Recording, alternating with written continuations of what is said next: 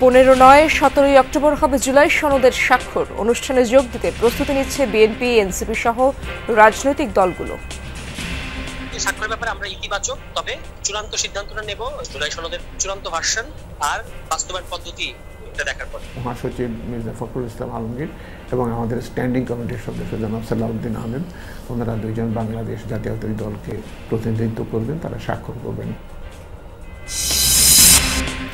গুমের অভিযোগে পরোয়ানাভুক্ত 15 সেনা সদস্য হেফাজতে, জানালো সেনাবাহিনী। ব্যক্তি অপরাধের দায় পুরো বাহিনীর ওপর চাপানো যাবে না, বিবৃতি বিএনপির। রংপুর গাইবান্ধায় অ্যানথ্রাক্স আক্রান্ত গরু জবাই করে সংক্রমিত 87 জন। 30 লাখ গবাদি পশুকে টিকা দিচ্ছে প্রাণী সম্পদ অধিদপ্তর। শরীয়তপুরে নির্মাণ কাজ শেষ হলেও মামলা জটিলতায় চালু হচ্ছে না নড়িয়ার স্বাস্থ্য কমপ্লেক্স। পড়ে পড়ে নষ্ট হচ্ছে যন্ত্রপাতি, সেবা বঞ্চিত লাখো মানুষ। হাসপাতাল চালু থাকতো আমরা সেবা পাইতাম। এখানে ডেলিভারি হয়, ওই জায়গায় ডাক্তার পাওয়া যায় না, ওই ডেলিভারি নিয়ে আমরা কোথায় যাই? বিশ্বব্যাংক, IMF এর বার্ষিক সভায় যোগ দিতে নিউ ইয়র্কে বাংলাদেশের প্রতিনিধি দল। শর্ত প্রতিপালন না করার ব্যাখ্যা দেবে ঢাকা। মিশরের সড়ক দুর্ঘটনায় নিহত কাতারের 3 কূটনীতিক, 2 জন গুরুতর আহত। গাজায় যুদ্ধবিরতি মধ্যস্থতাকারী দলের সদস্য ছিলেন তারা।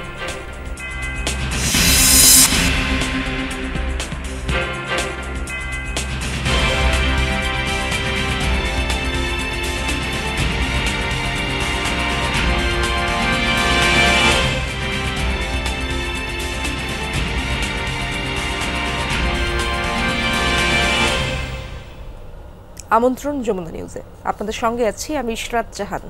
এতক্ষণ শিরোনামগুলো দেখছিলেন। জুলাই জাতীয় সনদ স্বাক্ষর অনুষ্ঠান 15 অক্টোবর বুধবারের পরিবর্তে 17 অক্টোবর শুক্রবার অনুষ্ঠিত হবে। জনসাধারণের অংশগ্রহণের সুবিধার্থে সাপ্তাহিক ছুটির দিন এটি আয়োজনের সিদ্ধান্ত নেওয়া হয়েছে। শনিবার রাষ্ট্রীয় অতিথি ভবন যমুনায় প্রধান উপদেষ্টা ডক্টর মোহাম্মদ ইউনূসের সভাপতিত্বে এক বৈঠকে এই সিদ্ধান্ত নিয়েছে জাতীয় ঐকমত্য কমিশন। বৈঠক শেষে কমিশনের সহ সভাপতি অধ্যাপক ডক্টর আলী রিয়াদ জানান, জুলাই জাতীয় সনদ স্বাক্ষর অনুষ্ঠান একটি ঐতিহাসিক ঘটনা, যার প্রতি রয়েছে সাধারণ মানুষের আগ্রহ।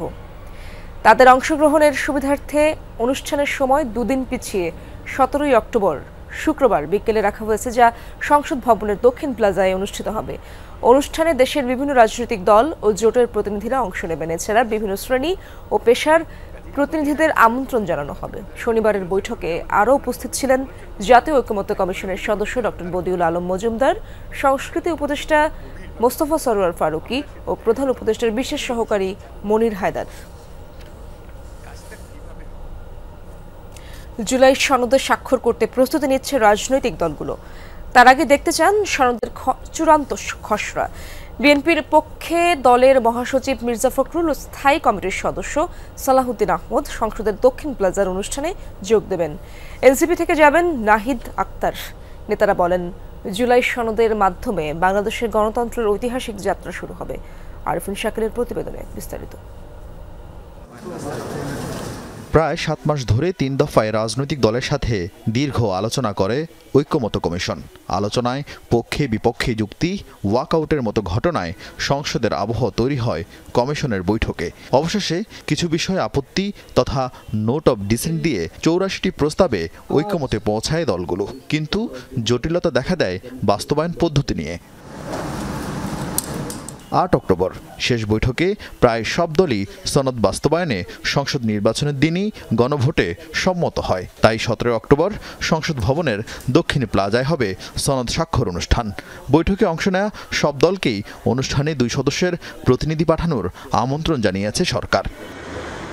সেই আমন্ত্রণ নিয়ে কি ভাবছে রাজনৈতিক দলগুলো? গণতন্ত্রের মঞ্চের নেতারা সনদে স্বাক্ষরে আগ্রহী জানালেও এনসিপি নেতারা বললেন, খসড়া দেখে সিদ্ধান্ত চূড়ান্ত করবেন তারা। সেখানে গণতন্ত্র মঞ্চের প্রতিটা দল সেখানে যাবেন এবং সেখানে স্বাক্ষর করবেন। এটা আমাদের ইতিহাসের একটা গুরুত্বপূর্ণ একটা অধ্যায়। বাংলাদেশের 53-54 বছরে এ ধরনের কোনো অনুশীলন হয়নি এবং একসাথে ভিন্ন মত নিয়ে চলার ক্ষেত্রে এটা নতুন একটা মাইল ফলক হিসাবে আমার ধারণা এই যে আমাদের যে উদ্যোগটা মানে এটা কিন্তু বিবেচিত হবে। স্বাক্ষরের ব্যাপারে আমরা ইতিবাচক, তবে চূড়ান্ত সিদ্ধান্তটা নেব জুলাই সনদের চূড়ান্ত ভার্সন আর বাস্তবায়ন পদ্ধতি এটা দেখার পরে। জুলাই সনদের আইনি ভিত্তিসহ কয়েক দফা দাবিতে জামায়াতের সাথে যুগপৎ আন্দোলনের শরিক মাওলানা মামুনুল হকের বাংলাদেশ খেলাফতে মজলিস জানালেন, জুলাই সনদে তারা স্বাক্ষর করলেও যুগপৎ আন্দোলন বন্ধ হচ্ছে না। আমরা জুলাই সনদে স্বাক্ষর করব, স্বাক্ষর করে আমরা জুলাই সনদের আইনে ভিত্তি নির্বাচনের আগে আদায় করার জন্য আমরা এখনো পর্যন্ত নমনীয় কোনো মনোভাব আমরা পোষণ করি না। আমরা আন্দোলনের মাধ্যমে যদি প্রয়োজন হয় সে দাবি আদায় করেই ছাড়বো ইনশাল্লাহ। শুরু থেকে ঐক্যমত হওয়া প্রস্তাব অধ্যাদেশের মাধ্যমে জারি করার পরামর্শ দেয় বিএনপি। এছাড়া সংবিধান সংক্রান্ত সুপারিশ সংসদের হাতে রাখারও প্রস্তাব দলটির। তবুও নির্বাচনের দিন গণভোটের প্রস্তাবে সম্মতি জানিয়ে সনদ স্বাক্ষরে যাচ্ছেন বিএনপির 2 সদস্য। আমাদেরকে বিভিন্ন রাজনৈতিক দলের মতো বাংলাদেশ জাতীয়তাবাদী দলকেও নিমন্ত্রণ জানিয়েছেন এবং আমাদের দল থেকে আমাদের যে 2 জন যাবেন, আমাদের মহাসচিব মির্জা ফখরুল ইসলাম আলমগীর এবং আমাদের স্ট্যান্ডিং কমিটির সদস্য জনাব সালাউদ্দিন আহমেদ, ওনারা 2 জন বাংলাদেশ জাতীয়তাবাদী দলকে প্রতিনিধিত্ব করবেন, তারা স্বাক্ষর করবেন। ঐক্যমত কমিশন সূত্র জানায় 2-1 দিনের মধ্যে রাজনৈতিক দলের কাছে সনদের চূড়ান্ত খসড়া পাঠানো হবে। সনদের অঙ্গীকারনামায় আনা হয়েছে কিছু সংশোধনী। আরিফিন শাকিল, যমুনা নিউজ, ঢাকা। মানবতা বিরোধী অপরাধের অভিযোগে গ্রেপ্তারি পরোয়ানাভুক্ত 15 জনকে বাহিনীর হেফাজতে রাখা হয়েছে বলে জানিয়েছে সেনা সদর। শনিবার বিকেলে সংবাদ সম্মেলনে মেজর জেনারেল মোহাম্মদ হাকিমুজ্জামান সেনাবাহিনীর অ্যাডজুট্যান্ট জেনারেল এই কথা জানান। এর আগে সাবেক ও বর্তমান 25 সেনা কর্মকর্তার বিরুদ্ধে গ্রেপ্তারি পরোয়ানা জারি করে আন্তর্জাতিক অপরাধ ট্রাইব্যুনাল। যে তালিকায় 9 জন অবসরপ্রাপ্ত, বাকি 16 জনের মধ্যে একজন নিখোঁজ। সেনা সদর জানিয়েছে, গ্রেপ্তারি পরোয়ানার কপি এখনো হাতে পায়নি সেনাবাহিনী। জানানো হয়, অভিযুক্ত হলেই বরখাস্ত হবেন, এমন বিধানের বিষয়ে ব্যাখ্যা চাইবেন তারা। গুমের 2 মামলা এবং 5 আগস্ট রামপুরায় শিক্ষার্থীদের উপর হামলার ঘটনায় সাবেক প্রধানমন্ত্রী শেখ হাসিনা, সাবেক স্বরাষ্ট্রমন্ত্রী, সাবেক পুলিশ কর্মকর্তা বেনজির সহ 30 আসামির বিরুদ্ধে গেল 8 অক্টোবর গ্রেফতারি পরোয়ানা জারি করেন আন্তর্জাতিক অপরাধ ট্রাইব্যুনাল। এর মধ্যে ডিজিএফআই এর সাবেক 5 প্রধান সহ 25 জন সেনা কর্মকর্তা। জানিয়ে শুরু হয় আলোচনা, কারণ দেশের ইতিহাসে চাকরিরত অবস্থায় এত সেনা কর্মকর্তার বিরুদ্ধে গ্রেফতারি পরোয়ানা এটাই প্রথম। ট্রাইব্যুনালের ইস্যুকৃত ওয়ারেন্ট নিয়ে অবস্থান ব্যাখ্যা করতে শনিবার বিকেলে সেনানিবাসে ব্রিফিংয়ের আয়োজন করে সেনা সদর। জানায়, মানবতা বিরোধী অপরাধের অভিযোগে সাবেক ও বর্তমান 25 জন সেনা কর্মকর্তার বিরুদ্ধে গ্রেফতারি পরোয়ানা জারি করেছে আন্তর্জাতিক অপরাধ ট্রাইব্যুনাল। তবে এখনও ওয়ারেন্টের কপি হাতে পায়নি সেনাবাহিনী। আমরা এখন পর্যন্ত ওই ইয়েটা পাইনি, যেটা ওয়ারেন্ট আমরা এখনো আমাদের হস্তগত হয়নি। বাংলাদেশ সেনাবাহিনী সংবিধান স্বীকৃত বাংলাদেশের সকল আইনের প্রতি শ্রদ্ধাশীল। আমরা 8 তারিখেই তাদেরকে আমরা আর্মি ওন কাস্টডিতে আসার জন্য একটা অর্ডার, যেটাকে আমরা বলি অ্যাটাচমেন্ট অর্ডার, আমরা এটা দিয়েছি। বাহিনীটি বলছে 25 জনের মধ্যে 9 জন অবসরপ্রাপ্ত, একজন এলপিআরে চাকরিরত 15 জন। 8 অক্টোবরের পরই 15 জনকে সেনা হেফাজতে রাখা হয়েছে। মেজর জেনারেল কবির না জানিয়ে অবৈধভাবে ছুটিতে গেছেন বলেও ব্রিফিংয়ে জানান মেজর জেনারেল হাকিমুজ্জামান। 15 জনের মধ্যে একজনকেই শুধু মিসিং, বাকি সবাই জয়েন করেছে, এই হেফাজতে চলে আসছে। 14 জনই আমাদের সেনা হেফাজতে চলে আসছে। আর এলপিআর একজন আছে, সেও আসছে, এলপিআর যে আছে সেও জয়েন করেছে। মানবতা বিরোধী অপরাধে অভিযুক্ত হলে সঙ্গে সঙ্গে তিনি চাকরি থেকে বরখাস্ত বলে গণ্য হবেন, এমন প্রশ্নে বাহিনীটি বলছে, আগে যথাযথ কর্তৃপক্ষের কাছে আইনি ব্যাখ্যা চাওয়া হবে। আমরা চাবো অ্যাপ্রোপ্রিয়েট অথরিটির কাছে যে তোমরা যে ডেল্টা বললা is disqualified to hold from holding any public office. এটাকে for arm forces, specially for army যদি বলি, নেভি অফ সেম, তার জন্য এটা কিভাবে এক্সিকিউট করা হবে এটা তোমরা আমাদেরকে একটু ব্যাখ্যা করো। এই যে 15, 16, 17 জন যাদের কথা বললাম, এই সবগুলোই যে ঘটনা যেগুলো বলা হচ্ছে সেগুলো ছিল তারা আইদার র্যাবে ছিল অথবা ডিজিএফআইতে ছিল ইত্যাদি। 22 অক্টোবর হেফাজতে থাকাদের ট্রাইব্যুনালে হস্তান্তর করা হবে কিনা এমন প্রশ্নে সেনাবাহিনী বলছে, ট্রাইব্যুনালের আইনগত ব্যাখ্যা পাওয়ার পর আইনগতভাবে হবে ব্যবস্থা। এই আইসিটি ডেফিনেটলি আমাদের জন্য অবশ্যই এটার জন্য আমাদের জন্য অবশ্যই মোরাল এফেক্টে অবশ্যই করে, এটা অস্বীকার করবো কেন। বাংলাদেশ আর্মি জাস্টিসের পক্ষে, যেটা জাস্টিস হবে সেটার পক্ষে আমরা থাকবো। ইনসাফ, নো কম্প্রোমাইজ উইথ ইনসাফ। ফেব্রুয়ারির নির্বাচনে মাঠ পর্যায়ে সেনাবাহিনী আরও 3 থেকে 4 ভাগ বাড়ানো হবে বলেও জানানো হয়েছে সেনা সদরের এই ব্রিফিংয়ে। ডিপ্লয়মেন্ট এখন যা আছে তার থেকে বহুলাংশে বৃদ্ধি পাবে, maybe 3 times 4 times. Ahmed Reza, Jamuna News, Dhaka. দেশের গণতন্ত্র, মানবাধিকার এবং সেনাবাহিনীর পেশাদারিত্ব রক্ষার স্বার্থে সংশ্লিষ্ট অপরাধের সুষ্ঠু ও নির্মোহ বিচার নিশ্চিত করা অপরিহার্য। সেনা সদরের ব্রিফিংয়ের পর এমন বিবৃতি দিয়েছে বিএনপি। দলটি মনে করে ব্যক্তি অপরাধের দায় কোনো প্রতিষ্ঠান বা বাহিনীর ওপর চাপানো উচিত নয়। বিবৃতিতে আরও বলা হয়, দায় এবং শাস্তি একান্তই সেই ব্যক্তির যার মাধ্যমে অপরাধ সংঘটিত হয়েছে। দলটি আরও দাবি করে, ফ্যাসিবাদী শাসনামলে সবচেয়ে বেশি গুম, খুন ও নিপীড়নের শিকার হয়েছে বিএনপির নেতাকর্মীরা। সেই অভিজ্ঞতা থেকেই দলটি দৃঢ়ভাবে বিশ্বাস করে প্রতিটি মানবাধিকার লঙ্ঘনের বিচার হওয়া উচিত। রংপুর ও গাইবান্ধায় ছড়িয়ে পড়েছে অ্যানথ্রাক্স। 2 জেলার 5 উপজেলায় ব্যাকটেরিয়া আক্রান্ত 31টি গরু জবাই করে মাংস বিক্রি করা হয়েছে। পরে এই কাজে যুক্ত 87 ব্যক্তির শরীরে ধরা পড়ে রোগটি। তাতে উত্তরের মানুষ বেশ উদ্বিগ্ন। প্রাণী সম্পদ অধিদপ্তর জানিয়েছে, অ্যানথ্রাক্স রোগে আক্রান্ত এলাকার 30 লাখ গবাদি পশুকে টিকা দেওয়া হচ্ছে। গাইবান্ধার গ্রাম কিসামত সদর 27 সেপ্টেম্বর একটি গরু জবাই করা হয়। পরে 11 জনের শরীরে দেখা দেয় অ্যানথ্রাক্সের উপসর্গ। সব মিলিয়ে এই জেলার এ পর্যন্ত 25 জনের শরীরে দেখা দিয়েছে এই রোগের উপসর্গ। মৃত্যু হয়েছে 1 জনের। রংপুরের কাউনিয়া, গঙ্গাচড়া, মিঠাপুকুর ও পীরগাছাতেও অ্যানথ্রাক্স রোগী পাওয়া গেছে। এই জেলায় এ পর্যন্ত 62 জনের শরীরে এই রোগের উপসর্গ পেয়েছে স্বাস্থ্য বিভাগ। বেশিরভাগ রোগীকে দেয়া হচ্ছে লক্ষণ ভিত্তিক চিকিৎসা। সাসপেক্টেড হচ্ছে 87 জন রোগী, তার মধ্যে আপনার নমুনা সংগ্রহের মাধ্যমে আমরা 11 জন শনাক্ত করতে পেরেছি এবং যে সমস্ত সন্দেহভাজন রোগী রয়েছেন তারা সবাই ভালো আছেন, তাদেরকে চিকিৎসা দেওয়া হয়েছে, তারা ফলো আপে আছেন এবং তারা ক্রমান্বয়ে উন্নতির দিকে যাচ্ছেন।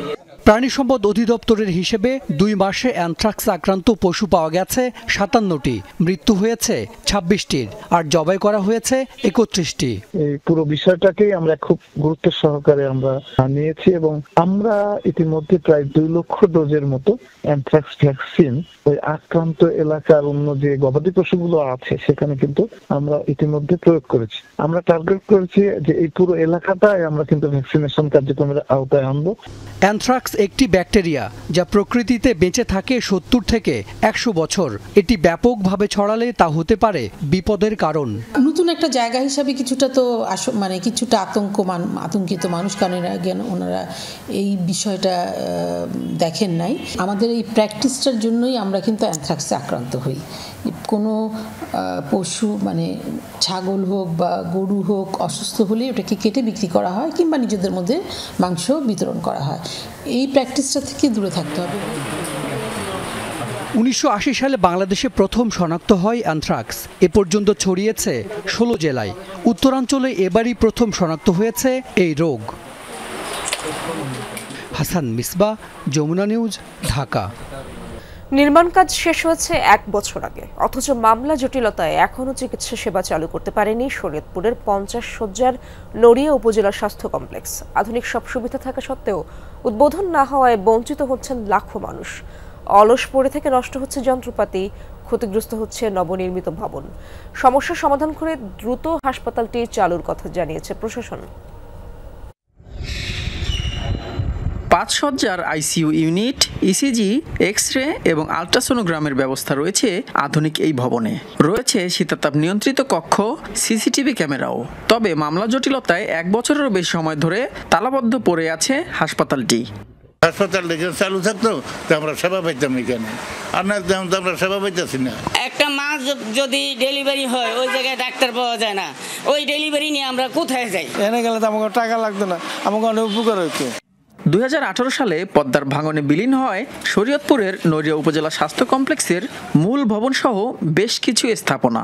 ভাঙন কবলিত পুরাতন হাসপাতালটি সরিয়ে 50 শয্যার নতুন হাসপাতাল নির্মাণ করে স্বাস্থ্য প্রকৌশল অধিদপ্তর। 2024 সালে শেষ হয় নির্মাণ কাজ। তবে সেবা কেন্দ্রটি সরিয়ে না নিতে উচ্চ আদালতে রিট করেন স্থানীয় এক আইনজীবী। এরপর থেকেই শুরু হয় বিড়ম্বনা। নতুন যে উপজেলা স্বাস্থ্য কমপ্লেক্স তৈরি হয়েছে ওইখানে তো 50 বেডই থাকবে, ওইখানের পরিবেশও ভালো। আমরা যদি যেতে পারি অবশ্যই রোগীরা একটু ভালো ফ্যাসিলিটিস পাবে এখানে। যে আমাদের কমপক্ষে হলে 20 শয্যা বিশিষ্ট একটা হাসপাতাল প্রজ্ঞাপন করে আমাদেরকে দিয়ে এটাও চালু থাকবে, ওইটাও উদ্বোধন হবে, আমাদের কোনো আপত্তি নেই। 6 একর জমির উপর 51 কোটি টাকা ব্যয় নির্মিত হয় আধুনিক 50 শয্যার উপজেলা স্বাস্থ্য কমপ্লেক্স। আধুনিক সুযোগ সুবিধা থাকা সত্ত্বেও উদ্বোধন না হওয়ায় উন্নত চিকিৎসা থেকে বঞ্চিত হচ্ছে লাখো মানুষ। ওখানে আমরা যেতে পারতাম, তবে প্রতিটা জিনিসগুলো আমরা ইনস্টল করে ব্যবহার করা যেত। একটা বছর ধরে আমরা এখানে 2 জন সিকিউরিটি গার্ড আমরা ডিউটি করতেছি, কর্মকর্তারা তারা উপরে উপরে দৌড়াদৌড়ি করতেছে, কোনো সমাধান এখন তারই হয়নি। যে টাকা আমরা ভাড়া দিয়ে শরীরপুর যেতাম সেই টাকা দিয়ে অর্ধেক টাকা দিয়ে আমরা এখানে সেবা পাইতাম। আমার ওই হাসপাতালে যেভাবে চালু করার ব্যবস্থা করে দেন। মামলা জটিলতা কাটিয়ে দ্রুত সময়ের মধ্যে হাসপাতালটি চালুর কথা জানিয়েছে প্রশাসন। 10 থেকে 15 হাজার লোকের স্বার্থের কারণে আমরা পুরো 2,60,000 জনগণ বঞ্চিত হচ্ছি। তো সমস্ত বিষয়ে আমরা মহামান্য হাইকোর্টের নজরে আমরা আনার চেষ্টা করব ইনশাল্লাহ। আমাদের চেষ্টা থাকবে যে খুব শীঘ্রই এই রিটের বিষয়টা নিষ্পত্তি হবে। জটিলতা কবে কাটবে, কবে খুলবে নড়িয়ার আধুনিক হাসপাতালের দরজা, এমন প্রশ্নের উত্তরই খুঁজছেন স্থানীয়রা। SM Shakil, Jamuna News, Shariatpur. দেশের শিশুদের টাইফয়েড থেকে সুরক্ষা দিতে আজ থেকে শুরু হচ্ছে জাতীয় টাইফয়েড টিকাদান ক্যাম্পেইন। মাসব্যাপী এই কর্মসূচিতে 9 মাস থেকে 15 বছরের কম বয়সী প্রায় 5 কোটি শিশুকে বিনামূল্যে ভ্যাকসিন দেওয়া হবে। স্বাস্থ্য ও পরিবার কল্যাণ মন্ত্রণালয়ের জনসংযোগ কর্মকর্তা মাহমুদুল হাসান এক সংবাদ বিজ্ঞপ্তিতে এই তথ্য জানান। তিনি বলেন, আজিমপুরের স্যার সলিমুল্লাহ মুসলিম এতিমখানা কেন্দ্রে টাইফয়েড টিকাদান ক্যাম্পেইনের উদ্বোধন হবে। অনুষ্ঠানে প্রধান অতিথি হিসেবে উপস্থিত থাকবেন স্বাস্থ্য ও পরিবার কল্যাণ উপদেষ্টা নূরজাহান বেগম। অনলাইনের পাশাপাশি জন্মসনদ ছাড়া ম্যানুয়াল পদ্ধতিতেও এই টিকার জন্য রেজিস্ট্রেশন করা যাবে। এখন পর্যন্ত 1,68,00,000 মানুষ রেজিস্ট্রেশন করেছে। 12 থেকে 30 অক্টোবর নিকটস্থ স্কুল এবং 1 থেকে 13 নভেম্বর টিকা দেওয়া যাবে কমিউনিটি ক্লিনিকে। IMF বিশ্ব ব্যাংকের বার্ষিক সম্মেলনে যোগ দিতে যুক্তরাষ্ট্র পৌঁছেছে বাংলাদেশি প্রতিনিধি দল। নেতৃত্ব দিচ্ছেন অর্থ উপদেষ্টা ডক্টর সালেউদ্দিন আহমেদ। আলোচনায় গুরুত্ব পাবে ঋণের কিস্তি ছাড়ের প্রসঙ্গ, তবে শর্ত পূরণ নিয়েও দিতে হবে ব্যাখ্যা। সেজন্য প্রস্তুতিও নিয়েছে বাংলাদেশ। বিশ্লেষকরা জানান, বেশিরভাগ শর্ত পরিপালন হলেও রাজস্ব আদায়ে অগ্রগতি কম। বর্তমান পরিস্থিতি তুলে ধরে সময় চাইতে হবে। বাংলাদেশের জন্য 2023 সালে $470 কোটি ঋণ অনুমোদন করে IMF। জুড়ে দেওয়া হয় একাধিক শর্ত। এই পর্যন্ত ছাড় হয়েছে ঋণের 5টি কিস্তি। যুক্তরাষ্ট্রের ওয়াশিংটন ডিসিতে শুরু হচ্ছে IMF বিশ্বব্যাংকের বার্ষিক বৈঠক। অংশ নিতে যুক্তরাষ্ট্রে পৌঁছেছেন অর্থ উপদেষ্টার নেতৃত্বে 12 সদস্যের প্রতিনিধি দল। Delegation deputy head Bangladesh bank governor doctor Ahsan ইস মনসুর। 13 থেকে 18 অক্টোবর এই 5 দিনের বৈঠকে গুরুত্ব পাবে বৈশ্বিক ঋণ পরিস্থিতি, শর্ত, সংস্থার সক্ষমতা সহ নানা প্রসঙ্গ। তবে বাংলাদেশের ঋণ প্রসঙ্গ নিয়েও হবে একাধিক বৈঠক। প্রথমে $470 কোটি ঋণ চুক্তি করে বাংলাদেশ, পরে কিছুটা বৃদ্ধি পায় ঋণের অঙ্ক। এখন মোট ঋণ দাঁড়িয়েছে $550 কোটি। জুন পর্যন্ত ছাড় হয়েছে $360 কোটি। প্রশ্ন হচ্ছে, ঋণের শর্ত কতটা পরিপালন করতে পেরেছে বাংলাদেশ? রিজার্ভ, বাজেট ঘাটতি সহ কয়েকটি শর্ত পূরণ হলেও অভ্যন্তরীণ আয়ে তেমন সাফল্য নেই। এনবিআরের সংস্কার চলমান থাকলেও বাড়েনি রাজস্ব আদায়। বাংলাদেশের জন্য এই রেভিনিউ কালেকশনের যে টার্গেটটি অ্যাচিভ করা গেল না, সেটি আগামী দিনগুলোতে এই অন্তর্বর্তী সরকার এই সময়কালেও যে সেটি আদায় করার মতো একটা পরিস্থিতি তৈরি হবে সেটি মনে হচ্ছে না। যে ধরনের রাজনৈতিক অনিশ্চয়তা রয়েছে, এটি কেটে যাওয়া তখনই কেবলমাত্র সম্ভব হবে যখন আসলে একটি নতুন নির্বাচন হবে। সুতরাং IMF এর মতো প্রতিষ্ঠান আমার ধারণা যে নতুন নির্বাচনের জন্য তারা অপেক্ষা করবে। যুক্তরাষ্ট্রের বৈঠকে শর্ত পূরণ এবং সরকারি উদ্যোগের কথা তুলে ধরবে বাংলাদেশ।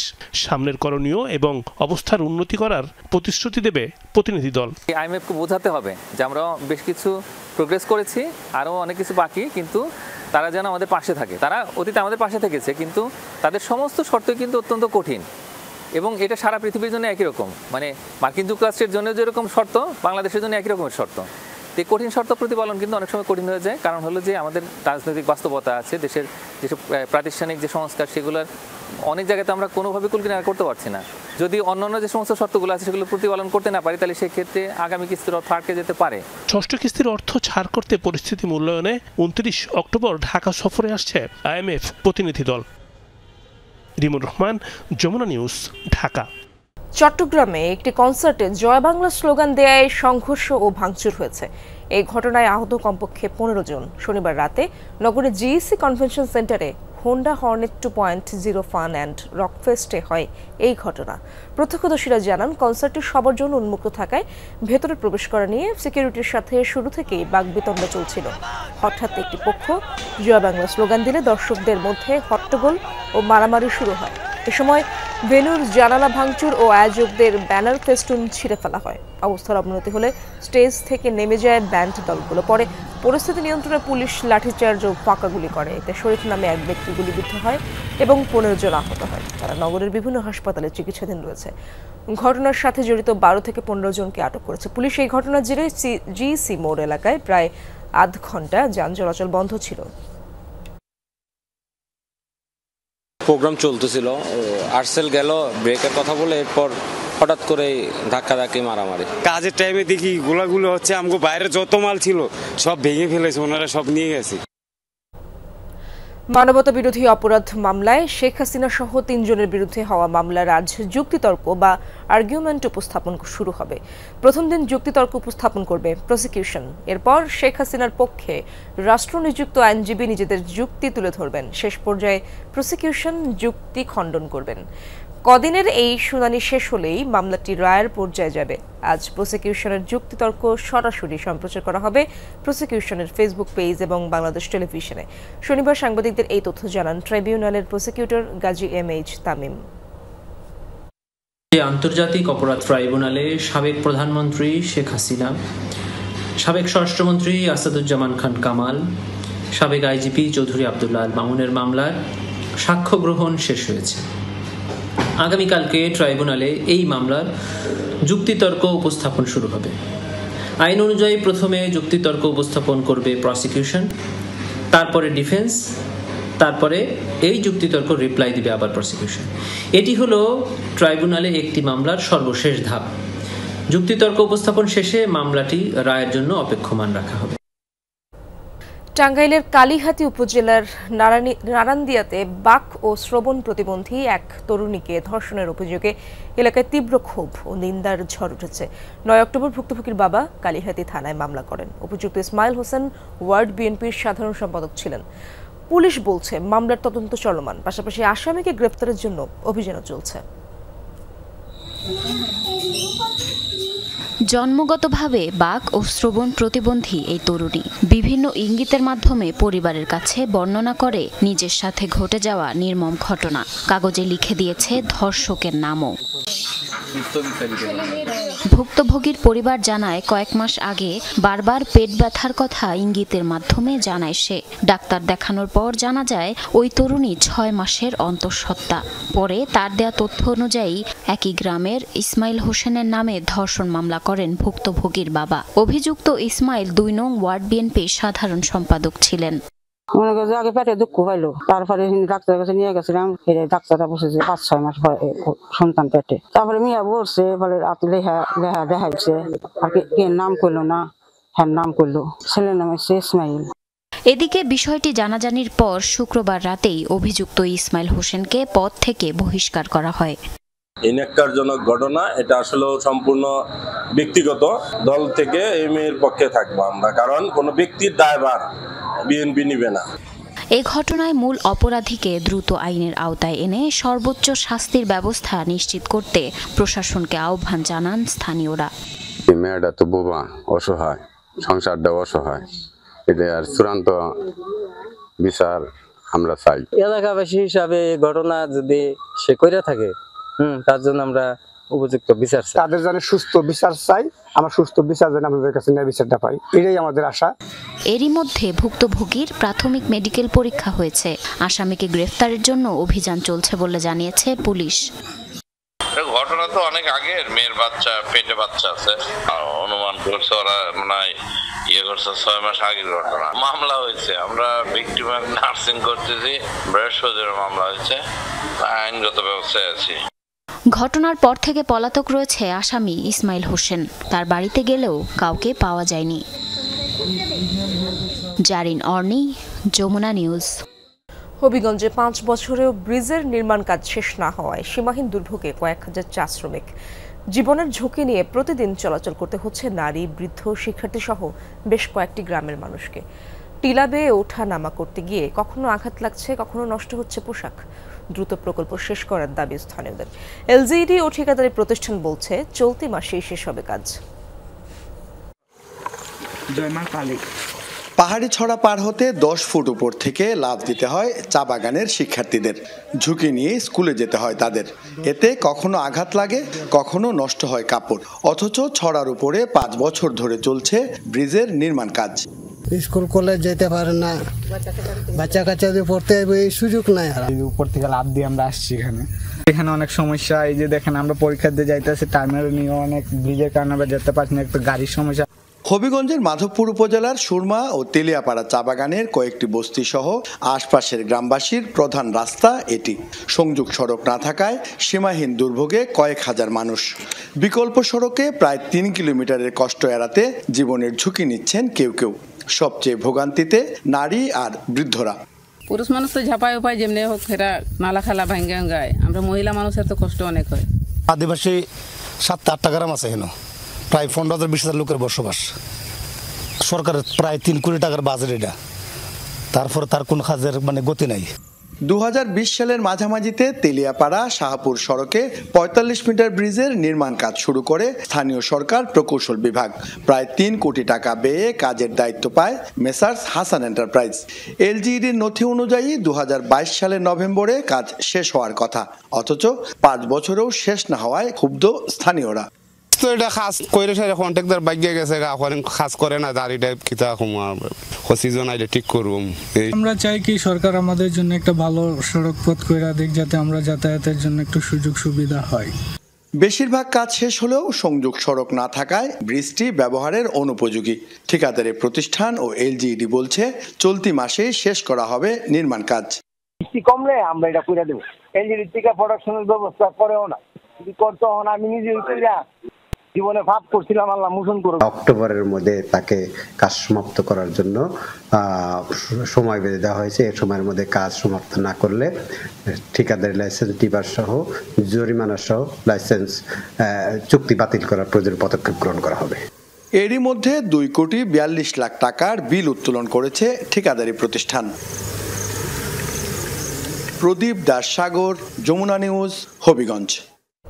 আশুলিয়ার জিরানি বাজারে অগ্নিকাণ্ডে পুড়ে গেছে 16টি দোকান।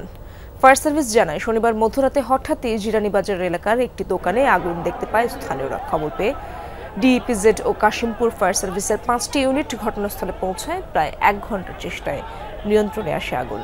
ততক্ষণে পুড়ে যায় বাজারের 16টি দোকান। তবে তাৎক্ষণিকভাবে আগুন লাগার কারণ ও ক্ষয়ক্ষতির পরিমাণ সম্পর্কে কিছুই জানাতে পারেনি ফায়ার সার্ভিস। আওয়ামী লীগের সাথে সম্পৃক্ততা এবং জুলাই আন্দোলনে ছাত্রদের ওপর নির্যাতনে অংশগ্রহণের অভিযোগে রাজধানীর পঙ্গু হাসপাতালের সামনে থেকে মাসুদ রানা নামে একজনকে আটক করেছে শেরেবাংলা নগর থানা পুলিশ। যদিও তার নামে থানায় কোনো মামলা নেই বলে জানিয়েছে পুলিশ। মাসুদ রানাকে আটকের খবর পেয়ে থানার সামনে জড়ো হয় বাংলাদেশ অ্যাম্বুলেন্স মালিক সমিতির বেশ কজন সদস্য। তাদের অভিযোগ, বিভিন্ন হাসপাতালে অ্যাম্বুলেন্স ভাড়া বাবদ চাঁদাবাজি করছে একটি পক্ষ। মাসুদ রানা এর প্রতিবাদ করায় তাকে মিথ্যা অভিযোগ দিয়ে আটক করা হয়েছে। তার পরিবারের দাবি, আওয়ামী লীগের সাথে মাসুদ রানার কোনো সম্পৃক্ততা ছিল না। যদিও পুলিশ বলছে, বিগত সরকারের আমলে রাজনৈতিক সুবিধা নেওয়া এবং আওয়ামী লীগের উপকমিটিতে মাসুদ রানা বিভিন্ন পদে ছিল এমন তথ্য ও গোয়েন্দা রিপোর্ট আছে তাদের কাছে। আওয়ামী লীগের সাথে সম্পৃক্ততা প্রমাণিত হলে দায় নেবে না বলে জানিয়েছে বাংলাদেশ অ্যাম্বুলেন্স মালিক সমিতি। যুদ্ধবিরতির পর কেমন হবে গাজার শাসন ব্যবস্থা? এক যৌথ বিবৃতিতে গাজায় বিদেশি শাসন মেনে না নেয়ার ঘোষণা দিয়েছে হামাস সহ ফিলিস্তিনের কয়েকটি স্বাধীনতাকামী গোষ্ঠী। তবে ট্রাম্পের 20 দফা প্রস্তাবে দ্বিস্তর ভিত্তিক শাসন ব্যবস্থা নিয়ে হচ্ছে আলোচনা। সেখানে দৈনন্দিন বিষয়ে ফিলিস্তিনি কমিটি দেখভাল করলেও অর্থনীতি আর প্রতিরক্ষার মতো গুরুত্বপূর্ণ বিষয়ে সিদ্ধান্ত নেবে বোর্ড অব পিস, যার নেতৃত্বে থাকবেন মার্কিন প্রেসিডেন্ট ডোনাল্ড ট্রাম্প ও সাবেক ব্রিটিশ প্রধানমন্ত্রী টনি ব্লেয়ার। হামাস ইসরায়েল যুদ্ধবিরতির পর গাজা উপত্যকা থেকে আংশিকভাবে সেনা প্রত্যাহার শুরু করেছে তেল আবিব। নিজ শহরে ফিরছে বাস্তুচ্যুত গাজাবাসী। চলছে হামাসের হাতে বন্দী ইসরায়েলিদের মুক্তির প্রক্রিয়াও। এত সব অগ্রগতি সত্ত্বেও ট্রাম্প প্রস্তাবিত 20 দফা শান্তি চুক্তির অনেক গুরুত্বপূর্ণ বিষয়েই রয়েছে অস্পষ্টতা, যার মধ্যে সবচেয়ে আলোচনা হচ্ছে যুদ্ধ পরবর্তী গাজার শাসন ব্যবস্থা নিয়ে। হামাসকে বাদ দিয়ে সেখানে একটি 2 স্তরের শাসন ব্যবস্থা গড়ে তোলার বিষয়ে আলোচনা চলছে। শুনেছি গাজায় একটি দ্বিস্তরীয় শাসন ব্যবস্থা নিয়ে আলোচনা হচ্ছে। বলা হচ্ছে উপত্যকার দৈনন্দিন সেবা পরিচালনা করবে ফিলিস্তিনিদের একটি কমিটি। ওপরে থাকবে board of peace. President Trump আর সাবেক ব্রিটিশ প্রধানমন্ত্রী টনি ব্লেয়ার এর নেতৃত্ব দেবেন। ফিলিস্তিনি কমিটিকে নির্দেশনা প্রদানের পাশাপাশি প্রতিরক্ষা ও অর্থনৈতিক বিষয়ে সিদ্ধান্ত নেবেন তারা। কার্যত এটিই হবে গাজার অঘোষিত সরকার। বিশ্লেষকরা বলছেন, শুধু শাসন ব্যবস্থাই নয়, হামাসের নিরস্ত্রীকরণ সহ গুরুত্বপূর্ণ আরও বেশ কিছু বিষয়ে বিস্তারিত কিছু জানানো হয়নি প্রস্তাবে। এই মুহূর্তে দৃশ্যমান অগ্রগতির চেয়ে প্রশ্নই বেশি। ট্রাম্পের 20 দফা প্রস্তাবে গাজায় আন্তর্জাতিক স্থিতিশীলতা বাহিনী গঠন করার কথা বলা হয়েছে। হামাসের নিরস্ত্রীকরণ, ইসরায়েলি সেনা প্রত্যাহার ও একটি ফিলিস্তিনি নাগরিক পুলিশ বাহিনী গঠন সহ বিভিন্ন দায়িত্ব পালন করবে তারা। তবে এ বিষয়ে এখনো বিস্তারিত কিছু জানানো হয়নি। এদিকে যৌথ বিবৃতিতে গাজার শাসন ব্যবস্থা সম্পূর্ণরূপে ফিলিস্তিনিদের অভ্যন্তরীণ বিষয় বলে দাবি করেছে ফিলিস্তিনের স্বাধীনতাকামী সংগঠন হামাস, ইসলামিক জিহাদ এবং পিএফএলপি। এ ব্যাপারে বিদেশি হস্তক্ষেপ মানতে নারাজ তারা। এ পরিস্থিতিতে গাজায় স্থায়ী শান্তি ফিরবে কিনা তা নিয়ে তৈরি হয়েছে সংশয়। এই পরিকল্পনা এখনই স্থায়ী শান্তির নিশ্চয়তা দিতে পারবে এমনটা মনে হচ্ছে না। সম্ভাবনা থাকলেও পরিকল্পনায় এখনো ফাঁক রয়ে গেছে। এখানে প্রেসিডেন্ট ট্রাম্পের মনোযোগ প্রয়োজন। পাশাপাশি দরকার আন্তর্জাতিক সম্প্রদায় ও আঞ্চলিক নীতি নির্ধারকদের সক্রিয় অংশগ্রহণ। হোয়াইট হাউস জানিয়েছে, আগামী শুক্রবার দ্বিতীয় দফার আলোচনায় অংশ নিতে মিশরে যেতে পারেন মার্কিন president Donald Trump. Pranpratim Kundu, Jamuna News. মিশরের সড়ক দুর্ঘটনায় নিহত হয়েছে কাতারের 3 কূটনীতিক। শনিবার শার্ম আল শেখের কাছাকাছি হয়েছে এই দুর্ঘটনা। আহত হয়েছেন আরও 2 কূটনীতিক। গাজায় যুদ্ধবিরতিতে মধ্যস্থতাকারীদের প্রোটোকল টিমের সদস্য ছিলেন তারা। কর্তৃপক্ষ জানিয়েছে, লোহিত সাগর সংলগ্ন শার্ম আল শেখের অবকাশ যাপন কেন্দ্রে যাচ্ছিলেন ওই কূটনীতিকরা। গন্তব্য থেকে প্রায় 50 কিলোমিটার দূরে উল্টে যায় তাদের গাড়ি। বর্তমানে শার্ম আল শেখ আন্তর্জাতিক হাসপাতালে চিকিৎসাধীন আহতরা। গাজায় যুদ্ধবিরতি ইস্যুতে মিশরে আয়োজিত আন্তর্জাতিক সম্মেলনের ঠিক আগে হলো এমন দুর্ঘটনা। মার্কিন প্রেসিডেন্ট ডোনাল্ড ট্রাম্প, ফরাসি প্রেসিডেন্ট ইমানুয়েল ম্যাক্রন সহ 20 জনের বেশি বিশ্ব নেতা অংশ নেয়ার কথা আসন্ন সম্মেলনে। হামাস ইসরায়েল সমঝোতায় অন্যতম মধ্যস্থতাকারী দেশ ছিল কাতার। 2 বছরের ইসরায়েলি আগ্রাসনে ধ্বংসস্তূপ গাজা। হাসপাতাল, স্কুল, মসজিদ, গির্জা কিছুই বাদ যায়নি আইডিএফের হামলা থেকে। রীতিমতো বসবাসের অযোগ্য হয়ে পড়েছে পুরো গাজা। বিধ্বস্ত হয়েছে উপত্যকার 92% স্থাপনা। হতাহত গাজার প্রতি 10 জনের মধ্যে 1 জন। নিহতদের মধ্যে 53%ই নারী, শিশু ও প্রবীণ। বাবা মা হারিয়েছে 58,000-এরও বেশি শিশু। যুদ্ধ থামলেও এখন বেঁচে থাকার আরেক লড়াই শুরু ফিলিস্তিনিদের। কিছু স্থান থেকে ইসরায়েলি সেনারা সরে যেতেই স্পষ্ট হয়ে উঠছে গাজার বিধ্বস্ত রূপ। যুগে যুগে বহু যুদ্ধের সাক্ষী হয়েছে বিশ্ব, তবে এমন ধ্বংসযজ্ঞ শেষ কে দেখেছে কবে? মাত্র ৩৬৫ বর্গ কিলোমিটারের গাজায় ২ বছরে ২ লাখ টনের বেশি বিস্ফোরক ফেলেছে ইসরায়েলি সেনারা, যাতে বিধ্বস্ত হয়েছে প্রায় ৯২% এলাকা। ধ্বংস কিংবা ক্ষতিগ্রস্ত হয়েছে অন্তত ৪,৩৬,০০০ স্থাপনা, জমেছে ধ্বংসস্তূপের পাহাড়। হামাস নির্মূলের অজুহাতে যুদ্ধ শুরু করলেও ইসরায়েল নির্বিচারে হামলা চালিয়েছে বেসামরিকদের উপর। ইসরায়েলি হামলায় গাজায় প্রতি ১০ জনের ১ জন আহত কিংবা নিহত হয়েছেন। নিহত ৬৭,০০০-এর মধ্যে ৫৩% নারী, শিশু ও প্রবীণ। প্রাণহানির এই পরিসংখ্যান অবশ্য সরাসরি হামলায় নিহতদের। যুদ্ধ সংশ্লিষ্ট অন্যান্য কারণ ও নিখোঁজদের হিসাবে নিলে এই সংখ্যা ছাড়াবে লাখের ঘর। গাজায় ২ বছরের বর্বরতায় প্রাণ গেছে ৮৯৪ অ্যাথলেটের, নিহত হয়েছে আরও বহু শিল্পী, সাহিত্যিক ও সাংস্কৃতিক কর্মী। বর্বরতার বলি হয়েছে ১৭,০০০-এর বেশি শিক্ষার্থী, ৫৪০ স্বেচ্ছাসেবী ও ২৫৪ সাংবাদিক। বাবা মা হারিয়েছে ৫৮,০০০-এর বেশি শিশু। উপত্যকার ২৩ লাখ মানুষের মধ্যে ২১ লাখই হয়েছে বাস্তুচ্যুত। ইসরায়েলি নারকীয়তা থেকে বাঁচতে বারবার স্থান পরিবর্তন করতে হয়েছে লাখ লাখ ফিলিস্তিনিকে। শিক্ষা, চিকিৎসা কিংবা কৃষি এমন কোনো খাত নেই যেখানে আগ্রাসন চালায়নি ইসরায়েলিরা। বোমা হামলায় ফিলিস্তিনিদের তো হত্যা করেছেই, বেঁচে থাকার পথও কঠিন করে তুলেছে নেতানিয়াহু বাহিনী। পরিসংখ্যান বলছে ৫ শতাধিক শিক্ষা প্রতিষ্ঠান হয়েছে আগ্রাসনের শিকার। স্বাস্থ্যকেন্দ্রে হামলা হয়েছে ৭৩৫ বার। গাজার অধিকাংশ গাছপালা ধ্বংস হয়ে গেছে।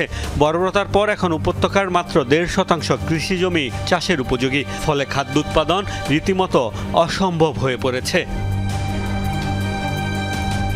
রেহাই পায়নি ধর্মীয় স্থাপনাও। ৮৩৫টি মসজিদ পুরোপুরি ধ্বংস করেছে ইসরায়েল। হামলা হয়েছে ৩টি গির্জায়। ২৫৫ জন ইমাম ও ইসলামী চিন্তাবিদকে হত্যা করা হয়েছে। আটক হয়েছেন আরও ২৬ জন। ৬০টির বেশি কবরস্থান হয়েছে আগ্রাসনের শিকার, যার মধ্যে ধ্বংস হয়ে গেছে ১৪টি। গাজা জুড়ে যে পরিমাণ বোমা ফেলেছে ইসরায়েল, তার ৩০%ই এখনও অবিস্ফোরিত।